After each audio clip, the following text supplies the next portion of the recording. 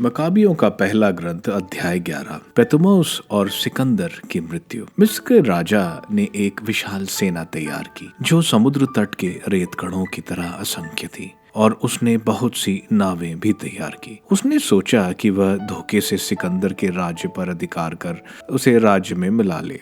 वह शांति की बातें करते हुए सीरिया गया। नगरों के निवासियों ने उसके लिए अपने फाटक खोले और उसका स्वागत किया, क्योंकि राजा सिकंदर ने आज्ञा दी थी कि वे उसके ससुर के लिए ऐसा करे। लेकिन पतुमोस जिस किसी नगर में प्रवेश करता था उसमें अपना एक दल छोड़ देता। जब वह अजौत के पास आया, लोगों ने उसे दागोन को जलाया हुआ मंदिर दिखाया। उन्होंने अजौत और उसके आसपास के खंडरों और लोगों की वह अस्थियां दिखाई जो लड़ाई में जलाई गई थी, क्योंकि उन्होंने उसके रास्ते पर इतने ढेर लगा दिए थे। लोगों ने योनातान की शिकायत करते हुए राजा को वह सब बताया जो उसने किया था, किंतु राजा मौन रहा। योनातान राजा से मिलने बड़ी धूमधाम से याफा आया। उन्होंने एक दूसरे को नमस्कार किया और वहीं एक साथ रात बिताई। योनातान राजा के साथ एल्तुरस नदी के पास तक गया और उसके बाद यरूशलेम लौट गया। राजा पेतुमाउस ने मन में सिकंदर के विरुद्ध षड्यंत्र रचकर सेल्यूकस तक समुद्र तट के सब नगरों पर अधिकार कर लिया। उसने दूतों द्वारा राजा देमेत्रियस को यह कहला भेजा, आइए हम परस्पर संधि कर लें। मैं अपनी पुत्री आपको दे दूं जो सिकंदर की पत्नी है, और अपने पिता के राज्य के राजा बन जाएंगे। मुझे दुख है कि मैंने उसे अपनी पुत्री दी। उसने मेरा वध करना चाहा। उसने सिकंदर पर यह अभियोग लगाया क्योंकि वह उसका राज्य छीनना चाहता था। उसने उससे अपनी पुत्री वापस ले ली और उसे देमेत्रियस को दे दिया। उसने सिकंदर से अपनी मित्रता भंग कर दी और दोनों की शत्रुता स्पष्ट हो गई। पतुमोस ने अंताकिया में प्रवेश कर एशिया का राजमुकुट अपने सिर पर धारण किया। इस तरह उसने 2 मुकुट धारण कर लिए, एक मिस्र का और दूसरा एशिया का। उन दिनों राजा सिकंदर किलिकिया में था, क्योंकि उस प्रदेश के लोगों ने विद्रोह किया था। सिकंदर को जैसे ही यह पता चला, वह उसके विरुद्ध लड़ने चला।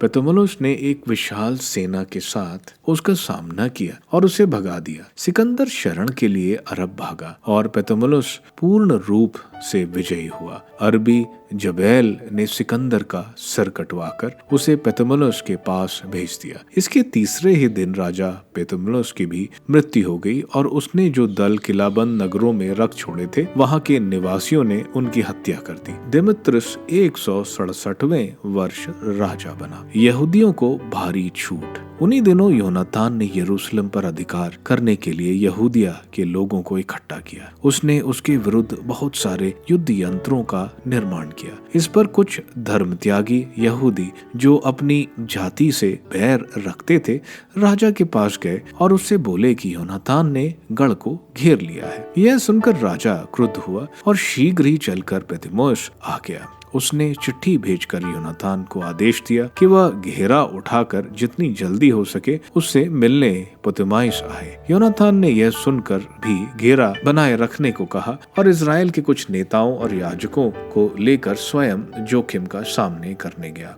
वह उपहार के रूप में चांदी, सोना, वस्त्र और अन्य बहुत सी चीजें ले राजा के पास पेतुमोस गया। इस प्रकार वह उसका कृपा पात्र बन गया। तब कुछ धर्म त्यागी यहूदी उस पर अभियोग करने आए, किंतु राजा ने अपने पहले के शासकों की तरह अपने सभी मित्रों के सामने योनातान का सम्मान किया। उसने प्रधान याजक के पद पर उसकी नियुक्ति की पुष्टि की। जो उपाधियों उसे प्राप्त हो चुकी थी उन्हें फिर प्रदान किया और उसका नाम अपने घनिष्ठ मित्रों की सूची में लिखवाया। योनातान ने राजा से निवेदन किया कि वह यहूदिया और समूरिया के 3 जनपदों को कर मुक्त कर दे और उससे प्रतिज्ञा की कि वह उसे 3 मन द्रव्य दिया करेगा। राजा ने यह सब स्वीकार कर लिया और योनातान को इस संबंध में यह पत्र दिया। भाई योनातान और यहूदियों के राजा देमेत्रियस का नमस्कार।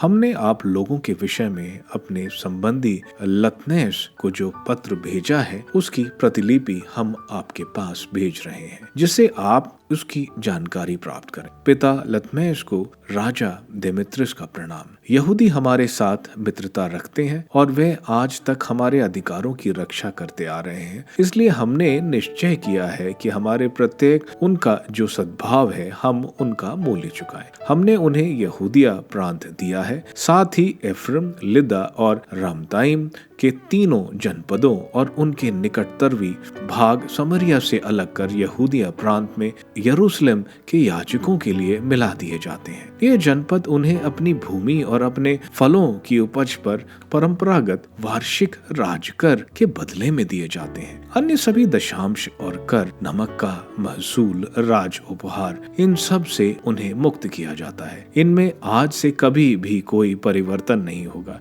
इस पत्र की एक प्रतिलिपि तैयार कर योनातान को दे दें, जिससे वह पवित्र पर्वत के किसी सार्वजनिक स्थान पर रखा जाए। देमेत्रियस को योनातान की सहायता। जब राजा देमेत्रियस ने देखा कि उसके शासन में अब देश में शांति है और कोई उसका विरोध नहीं कर रहा है, तो उसने उन गैर यहूदियों के सिवा जिन्हें उसने दीपों से लाकर भर्ती किया था, अपनी सारी सेना को सेवा से मुक्त कर सभी को अपने अपने घर जाने को कहा। इससे उसके पूर्वजों के सभी सैनिक उससे बैर करने लगे। जब त्रिफोन ने, जो सिकंदर का पक्षधर रह चुका था, यह देखा कि सभी सैनिक देमेत्रियस के विरुद्ध भुनभुना रहे हैं, तो वह अरबी एमकुए के पास गया, जो सिकंदर के पुत्र कुमार एंटियोक को दीक्षा दे रहा था। उसने उससे अनुरोध किया कि वह उसे उसके लड़के दे दे, जिससे वह अपने पिता की जगह राजा बने। उसने उसे यह बताया कि देमेत्रियस ने क्या क्या किया और यह भी कि सैनिक उससे कैसे बैर करते थे।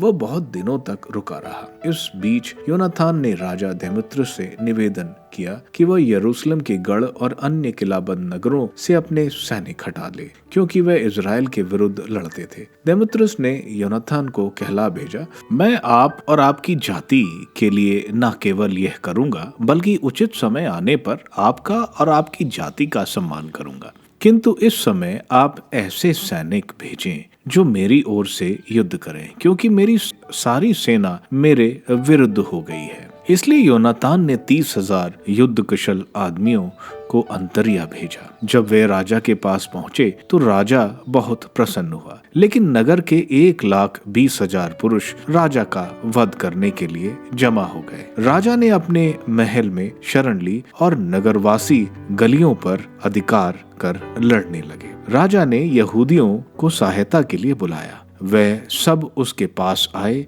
और पूरे नगर में चारों ओर फैल गए। उन्होंने उसी दिन 1,00,000 आदमियों का वध किया। उन्होंने उसी दिन पूरा नगर लूटा और उसमें आग लगा दी। इस प्रकार उन्होंने राजा की रक्षा की। जब नगरवासियों ने देखा नगर पर यहूदियों का अधिकार हो गया और वह जैसा चाहें वैसा कर सकते हैं, तो उनका साहस टूट गया और उन्होंने राजा से दया की याचना की। उन्होंने कहा, अपना दाहिना हाथ बढ़ाकर हमारी सहायता कीजिए।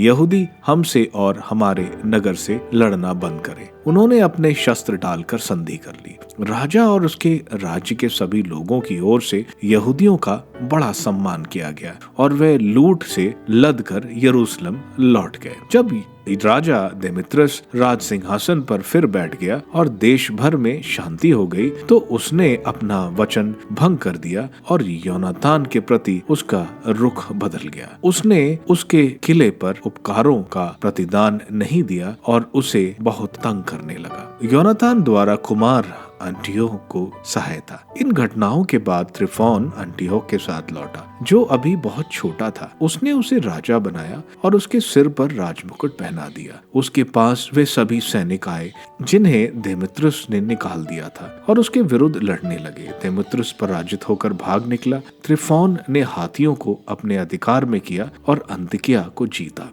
तब कुमार एंटियोक ने योनातान को यह लिखा, मैं आपको प्रधान याजकीय पद पर स्थायी करता, चारों जनपदों पर नियुक्त करता और आपको राजा के मित्रों में सम्मानित करता हूँ। उसने उसे खाने पीने के लिए सोने के बर्तन और सोने के पात्र भेजे तथा उसे सोने के पात्रों में पीने, बैगनी वस्त्र पहनने और सोने का बक्सुआ लगाने की अनुमति दी। उसने उसके भाई सिमोन को तीरुस के निसैनी से लेकर मिस्र की सीमा तक के देश का सेनापति नियुक्त किया। इसके बाद योनातान ने चलकर नदी के पार के प्रदेश और उसके नगरों का भ्रमण किया। सीरिया की सारी सेना उसकी सहायता करने आई। वह अश्कलोन आया तो नागरिकों ने उसका सादर स्वागत किया। वह वहां से आगे गाजा तक गया, लेकिन गाजा वासियों ने फाटक नहीं खोले, इसलिए उसने नगर को घेर लिया, उसके आसपास की जगहों को लूटा और उसके बाद उनमें आग लगा दी। गाजा वासियों ने योनातान से प्रार्थना की और उसने उनसे संधि कर ली।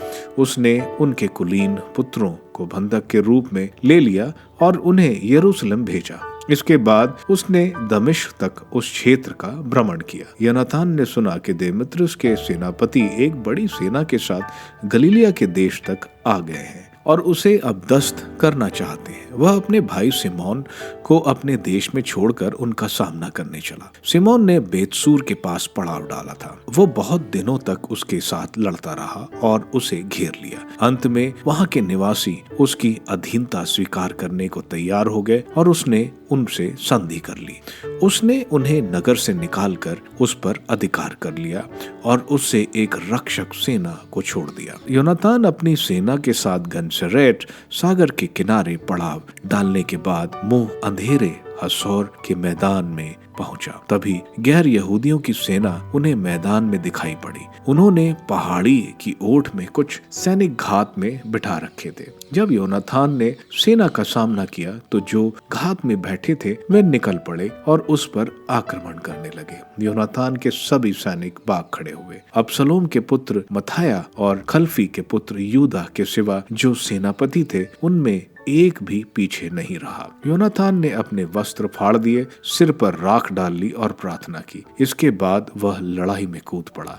शत्रु पीछे हटने और भागने लगे। जब उसके आदमियों ने जो भाग रहे थे वह देखा तो वे फिर उसके पास लौट आए और शत्रुओं को कदेश के उनके पड़ाव तक खदेड़ ले गए। उन्होंने वहां पड़ाव डाला। उस दिन लगभग 3000 गैर यहूदी सैनिक मारे गए। इसके बाद योनातान यरूशलेम लौट आया।